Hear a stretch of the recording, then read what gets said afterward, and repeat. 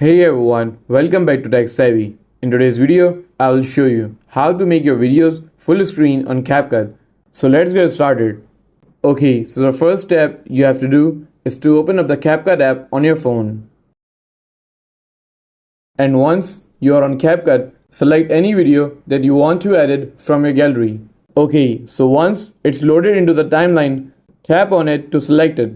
Okay, so now pinch and drag the video on the screen to resize and reposition it.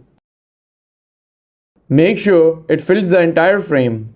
And if your video doesn't fit perfectly, you can zoom in slightly to fill the screen.